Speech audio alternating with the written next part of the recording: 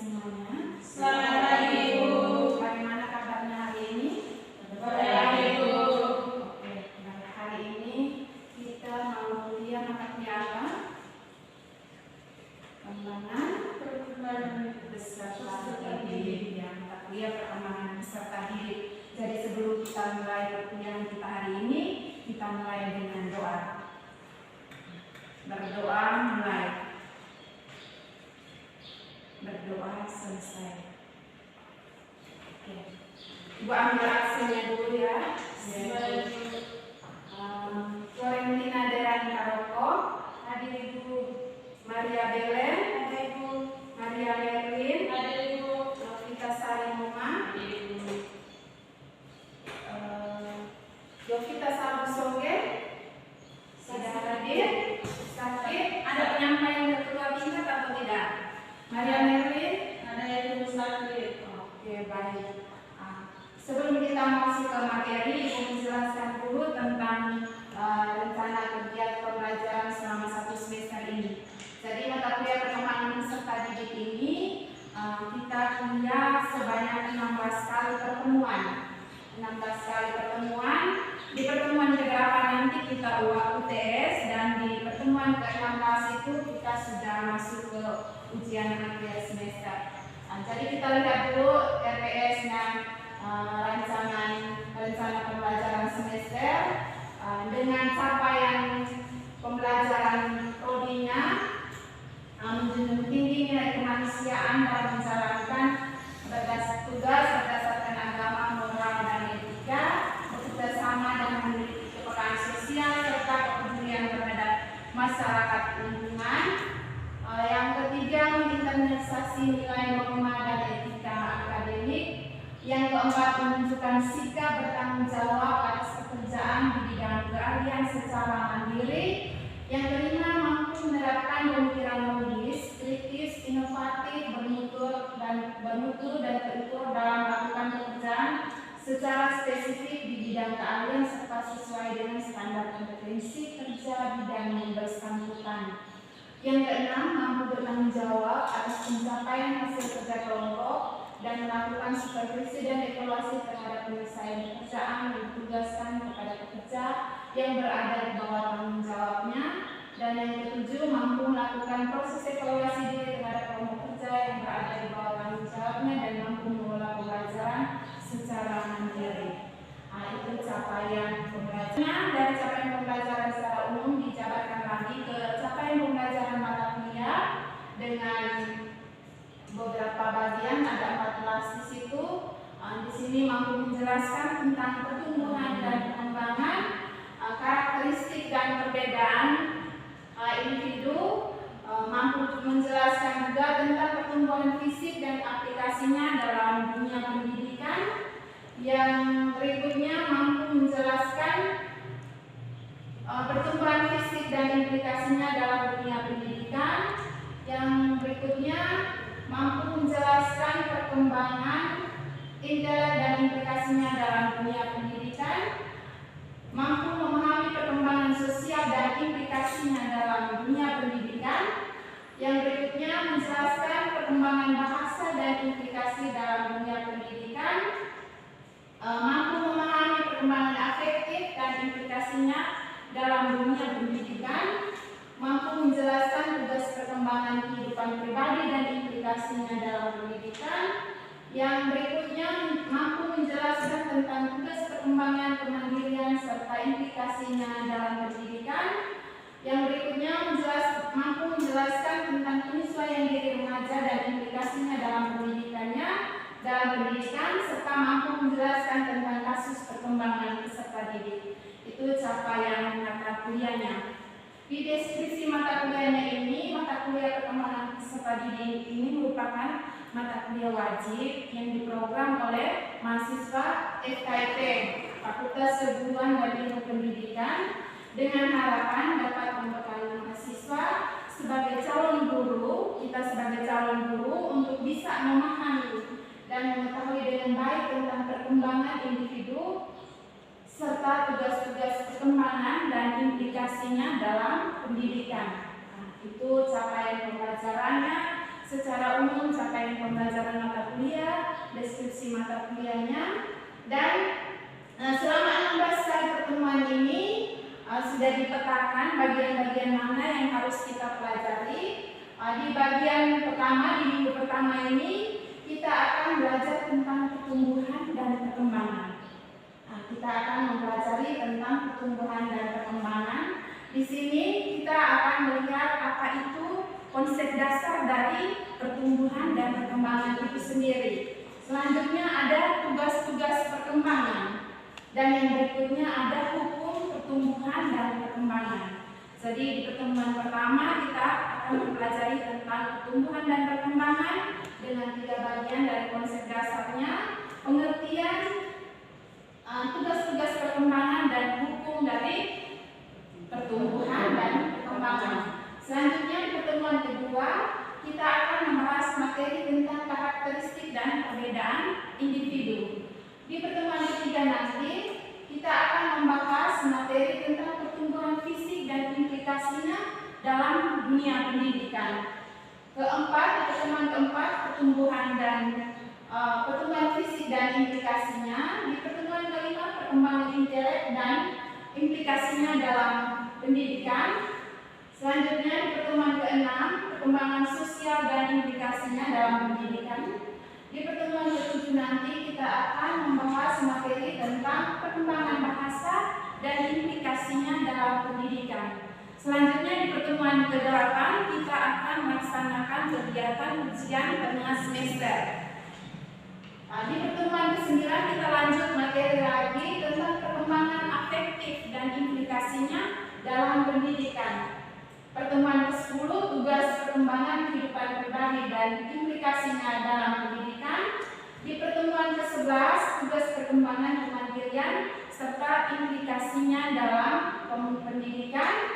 Di pertemuan ke-12 kita akan mempelajari tentang perkembangan karir serta implikasinya dalam pendidikan. Selanjutnya di pertemuan ke-13 penyesuaian diri remaja dan implikasinya dalam pendidikan. Di pertemuan ke-14 analisis kasus, kita akan menganalisis kasus pertumbuhan dan perkembangan dari remaja, dari peserta didik. Ini pertemuan ke-13 dan pertemuan ke-14. Di pertemuan ke-16, ke-15 nanti kita presentasi masalah-masalah yang kalian peroleh, kita presentasi di sini dan kita diskusikan bersama. Selanjutnya di pertemuan ke-16 kita akan melaksanakan ujian akhir semester untuk melihat perkembangan mahasiswa sekalian dari pertemuan tentang materi perkembangan peserta didik dari pertemuan pertama hingga pertemuan terakhir. Nah, ini rencana pembelajaran untuk 1 semester ini. Jadi ada 16 kali pertemuan. Nanti kita akan bahas bersama tentang materi-materi yang sudah dijelaskan ini. Oke, baik, untuk hari ini kita masuk ke materi yang pertama tentang pertumbuhan dan perkembangan.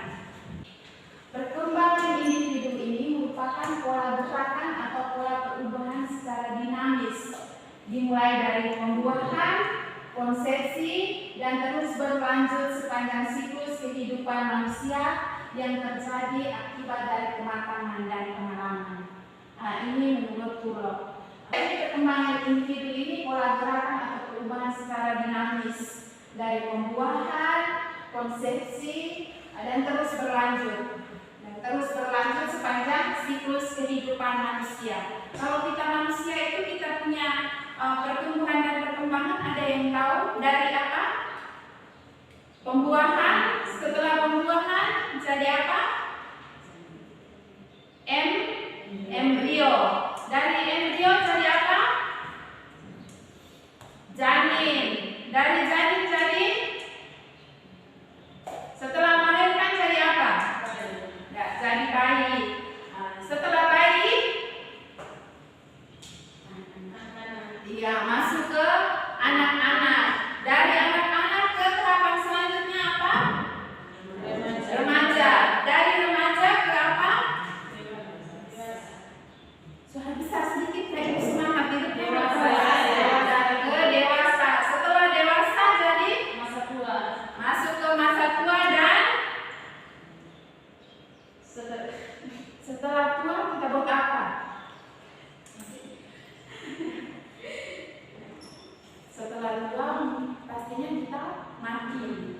berakhir, siklus kehidupannya berakhir sampai pada kita mati. Dari embrio sampai kita mati itu dia punya prosesnya, itu proses sepanjang siklus kehidupan manusia.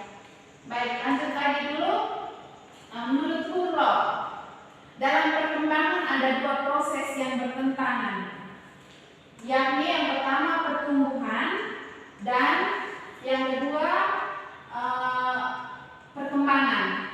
Pertumbuhan yang disebut dengan evolusi dan kemunduran. Evolusi. Dua yang bertentangan itu evolusi dan kemunduran. Jadi evolusi dan involusi. Ini menurut Hurlo ada dua proses yang bertentangan yang terjadi secara serentak selama kehidupan, yakni pertumbuhan dan kemunduran. Pertumbuhan itu disebut evolusi. Kalau kemunduran disebut involusi. Pada awal kehidupan manusia yang berperan adalah evolusi. Pada awal kehidupan berarti kita mengalami pertumbuhan. Sedangkan involusi lebih berperan pada akhir kehidupan, yaitu perubahan-perubahan yang bersifat mundur. Jadi pada awal kehidupan itu dia mengalami evolusi atau pertumbuhan. Selanjutnya pada akhir kehidupan itu dia sudah masuk pada involusi atau kemunduran. Ini menurut Hurlo. Adapun perubahan dalam perkembangan individu merupakan hasil dari proses biologis, kognitif, dan sosial emosional yang saling berkaitan. Proses biologis ini meliputi perubahan sifat fisik manusia, individu yang semakin bertambah usia akan mengarah pada kematangan. Untuk proses kognitif ini meliputi perubahan pada pemikiran, intelijensi, bahasa individu. Sedangkan proses sosio-emosionalnya meliputi perubahan pada individu dengan orang lain serta perubahan emosi dan kepribadian yang berbeda.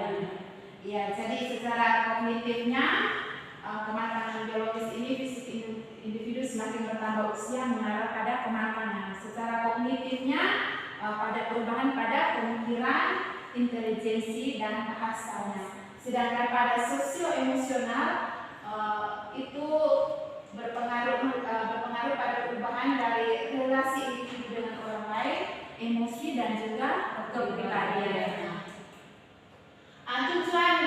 Tujuan materi untuk memudahkan pemahaman perkembangan dalam beberapa tahapan perkembangan menurut Santro.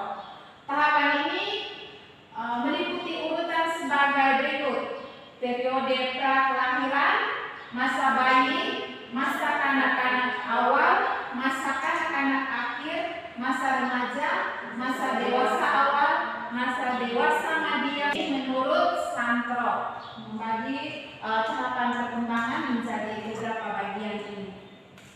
Selanjutnya dalam perkembangan individu ini ada dua istilah yang sering muncul yang tadi Ibu sudah tanyakan ke adik-adik semua tentang pertumbuhan dan perkembangan ini. Yang muncul pertama itu tentang perkembangan dan yang kedua adalah pertumbuhan. Istilah perkembangan ini dititik beratkan pada aspek yang bersifat psikis atau secara kualitatif. Itu tentang perkembangan. Selanjutnya kalau untuk pertumbuhan ini dipakai untuk perubahan-perubahan yang bersifat fisik atau ada yang bersifat kuantitatif. Antara fisik dan psikis ini saling berkaitan dalam menelaah kehidupan manusia. Karena namanya individu ada bertumbuh dan ada juga berkembang. Bertumbuh dan berkembang. Jadi secara bertumbuhnya itu berkaitan dengan aspek-aspek psikis atau secara kualitatif. Sedangkan untuk perkembangannya itu dilihat secara kuantitatif atau perubahan-perubahan yang kita lihat yang bersifat fisik, secara fisiknya. Baik, pertumbuhan ini cenderung lebih bersifat kuantitatif dan berkaitan dengan aspek fisik. Nah, kalau perkembangan cenderung bersifat kualitatif. Dari pengamanan fungsi organisme itu. ya, baik itu pertumbuhan dan perkembangan. Nah, jadi ini Ibu menjelaskan tentang konsep dasar dari pertumbuhan dan perkembangan ini. Selanjutnya Ibu bagi adik-adik semua dalam dua kelompok untuk melihat dua bagian lagi yang harus kita pelajari, yakni tugas perkembangan dan hukum pertumbuhan dan perkembangan. Dengan media modul yang ada, adik-adik bisa satu kelompok 2 orang, Novita Sari dengan Delen, satu kelompok, Maria Merwin dengan Florentina Deran Karoko, satu kelompok. Jadi kelompok satu dari Novita Sari, ya, itu kalian bahas tentang tugas-tugas perkembangan. Selanjutnya Maria Merwin dan Florentina Deran Karoko menjelaskan tentang hukum pertumbuhan dan perkembangan. Silakan diskusikan bersama. Kelompok 1 silakan presentasikan hasilnya. Kelompok 2 silakan nanti ditanggapi hasil presentasi dari kelompok 1. Jadi silakan kelompok 1. Selamat pagi Ibu, selamat pagi teman-teman. Selamat pagi. Kami dari kelompok 1 mau mempresentasikan hasil diskusi kami tentang tugas-tugas perkembangan. Kepada pemateri saya persilakan. Baik, terima kasih atas kesempatan yang diberikan. Kami dari kelompok 1 akan memaparkan hasil diskusi kami dengan materinya itu tugas-tugas perkembangan. Jadi perkembangan sendiri itu merupakan suatu proses yang menggambarkan perilaku kehidupan sosial psikologi manusia pada posisi yang harmonis di dalam lingkungan masyarakat yang lebih luas dan kompleks. Oleh Hafiz Hud, perkembangan tersebut dinyatakan sebagai tugas yang harus dipelajari, dijalani, dan dikuasai oleh setiap individu dalam perjalanan hidupnya, atau dengan perkataan lain, perjalanan hidup manusia ditandai dengan berbagai tugas perkembangan yang harus ditempuh. Jadi pada jenjang kehidupan remaja, seorang telah berada pada posisi yang cukup kompleks, di mana ia telah banyak menyelesaikan tugas-tugas perkembangannya, misalnya mengatasi sifat ketergantungan pada orang lain, memahami norma pergaulan dengan teman sebaya, dan lain-lain. Dengan demikian, para remaja menjalani tugas mempersiapkan diri untuk dapat hidup dewasa, dalam artinya mampu menghadapi masalah-masalah, bertindak dan bertanggung jawab sendiri. Jadi tugas-tugas perkembangan tersebut oleh Hafiz Hud dikaitkan dengan fungsi belajar, karena pada hakikatnya perkembangan kehidupan manusia dipandang sebagai upaya mempelajari norma kehidupan dan budaya masyarakat agar mereka mampu melakukan penyesuaian diri dengan baik di dalam kehidupannya. Jadi makna dewasa itu diartikan dari berbagai segi, sehingga dikenal istilah dewasa secara fisik, secara sosial, secara psikologis, dewasa menurut hukum, dan sebagainya. Dan oleh karena itu, jenis tugas perkembangan remaja itu pada dasarnya mencakup segala persiapan diri untuk memasuki jenjang dewasa yang intinya bertolak dari tugas perkembangan fisik dan tugas perkembangan sosial psikologis. Baik, hanya itu saja pemaparan materi dari kelompok 1. Selanjutnya saya kembalikan kepada moderator. Mungkin dari kelompok lain ada pertanyaan, kami silakan.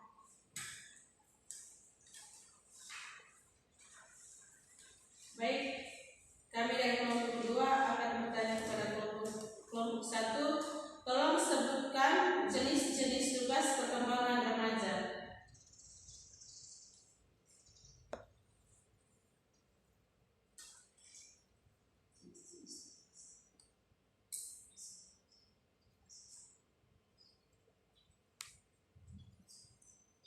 Terima kasih. Kami akan menjawab pertanyaan dari kelompok 2. Jadi jenis-jenis tugas perkembangan remaja itu yang pertama itu mencapai hubungan dengan teman lawan jenisnya secara lebih memuaskan dan matang.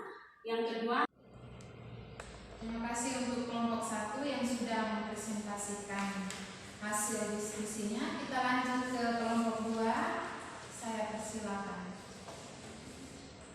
Langsung saja ke materi. selamat pagi Ibu, selamat pagi teman-teman. Kami dari kelompok 2 mau mempresentasikan hasil diskusi kami kepada pemateri. Saya persilakan. Baik, saya akan memaparkan materi kami dengan judul Hukum Pertumbuhan dan Perkembangan. 1. Hukum kepala kuadrat. Hukum ini berlaku pada pertumbuhan fisik yang menyatakan bahwa pertumbuhan fisik dimulai dari kepala ke arah kaki. Bagian-bagian pada kepala tumbuh lebih dahulu daripada bagian-bagian lain. Yang kedua, hukum Proximodista. Hukum ini adalah hukum yang berlaku pada pertumbuhan fisik, yang menurut hukum ini pertumbuhan fisik berpusat pada sumbu dan mengarah ke tepi. Yang ketiga, perkembangan terjadi dari umum ke khusus. Pada setiap aspek terjadi proses perkembangan yang dimulai dari hal-hal yang umum, kemudian secara sedikit demi sedikit meningkat ke hal-hal yang khusus. Yang keempat, perkembangan berlangsung dalam tahapan-tahapan perkembangan. Dalam perkembangan terjadi penahapan yang terbagi-bagi ke dalam masa-masa perkembangan. Pada setiap masa berkembang terdapat ciri-ciri perkembangan yang berbeda antara ciri-ciri yang pada suatu masa berkembang dengan ciri-ciri yang ada pada masa perkembangan yang lain. Yang kelima, hukum tempo dan ritmik perkembangan. Tahapan perkembangan berlangsung secara berurutan, terus-menerus, dan dalam tempo perkembangan yang relatif tetap serta bisa berlaku hukum. Justru perbedaan-perbedaan waktu itu cepat lambatnya suatu penahapan perkembangan terjadi atau suatu masa perkembangan dijalani menampilkan adanya perbedaan-perbedaan individu. Demikian hasil diskusi kami. Mungkin ada pertanyaan dari kelompok 1 atau tanggapan kami. Silakan. Baik, terima kasih atas kesempatan yang diberikan kepada kami kelompok 1. Kami sedikit bertanya kepada teman-teman kelompok 2. Jadi teman-teman kelompok 2, tolong sebutkan contoh-contoh dari perkembangan berlangsungnya dalam tahap-tahap perkembangan. Terima kasih. Baik, tahapan dalam perkembangan manusia itu antara lain meliputi masa pralahir, masa jabang bayi 0 sampai 2 minggu, masa bayi 2 minggu sampai 1 tahun, masa anak pada sekolah 1 sampai 5 tahun, masa sekolah anak 6 sampai 12 tahun, masa remaja 13 sampai 21 tahun, masa dewasa 21 tahun sampai dengan 65 tahun, dan masa tua 65 tahun ke atas. Teman-teman, baik. Dengan penjelasan dari teman-teman kelompok 2, kami terima jawabannya dan bisa dipahami. Terima kasih. Mungkin ada tanggapan? Sudah pas. Sudah pas. Kami akan tutup diskusi kami dan saya akan kembalikan kepada Ibu. Baik, terima kasih untuk hasil diskusi dari kelompok 1 dan 2. Kita berikan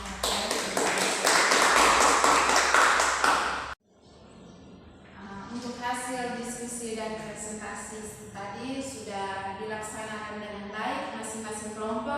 sudah mempertanggungjawabkan tugas yang diberikan. Jadi Ibu memberikan penguatan lagi, menambahkan lagi atau mempertegas lagi materi yang sudah kita diskusikan bersama tadi tentang tugas perkembangan. Ini tugas perkembangan ini perspektif sepanjang rentang kehidupan manusia, menjelaskan adanya karakteristik dasar yang harus dipahami untuk melihat perkembangan manusia. Ada beberapa bagian. Yang pertama, perkembangan itu seumur hidup. Selama kita hidup pasti ada perkembangan di sini. Ini menyangkut berbagai macam perubahan dari interaksi faktor yang telah disebutkan sebelumnya berlangsung secara berkesinambungan sepanjang siklus kehidupan. Jadi perkembangan itu sifatnya seumur hidup. Yang kedua, perkembangan bersifat multidimensional. Jadi perkembangan itu bersifat multidimensional dari berbagai macam ranah, dari faktor fisik, intelektual, kognitif, bahasa, emosi, sosial, dan moral. Selanjutnya, perkembangan adalah multidireksional. Ini mengalami perubahan dengan arah tertentu. Dengan contoh yang ada di belakang, masa bayi, perkembangan tumbuh besar, yakni dari fisiknya, kecepatan arah pertumbuhannya tidak sama dengan ranah yang lain. Selanjutnya, perkembangan itu bersifat lentur atau elastis. Ini artinya bahwa berbagai ranah dapat distimulasi untuk berkembang secara maksimal. Selanjutnya, perkembangan selalu melekat dengan sejarah.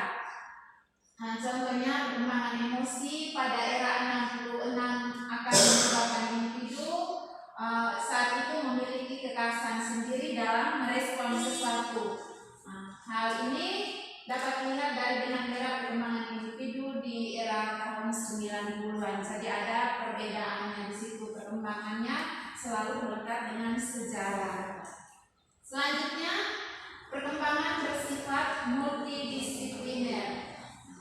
Di sini berbagai macam ahli dalam penelitian disiplin ilmu seperti psikologi, sosiologi, antropologi, neuroscience, kesehatan mental, kedokteran mempelajari perkembangan manusia dengan berbagai macam persoalannya. Yang berikutnya, perkembangan bersifat kontekstual. Itu mengikuti kondisi saat itu. Artinya seperti itu. Dan untuk hukum pertumbuhan dan perkembangan tadi sudah dijelaskan oleh kelompok 2. Hukum pertumbuhan dan perkembangan itu ada 5. Jadi ada hukum kapal-podal, proksimodistal, perkembangan dari umum ke khusus, perkembangan berlangsung dalam tahapan-tahapan perkembangan, dan yang terakhir hukum tempo dan ritme perkembangan. Nah, dari beberapa 3 materi yang sudah dijelaskan dari konsep dasarnya, tugas perkembangan, dan juga hukum pertumbuhan dan perkembangan, ada yang masih mau bertanya? Ibu silakan. Sudah pas? Sudah bisa dipahami? Oke, berarti untuk hari ini kita sampai di sini dulu. Untuk minggu berikutnya kita akan masuk ke materi berikutnya tentang karakteristik dari individu. Minggu berikutnya kita akan bahas materi tentang karakteristik individu. Untuk hari ini kita sampai di sini dulu. Silakan siapkan diri untuk mata kuliah berikutnya. Sebelum kita keluar dari ruangan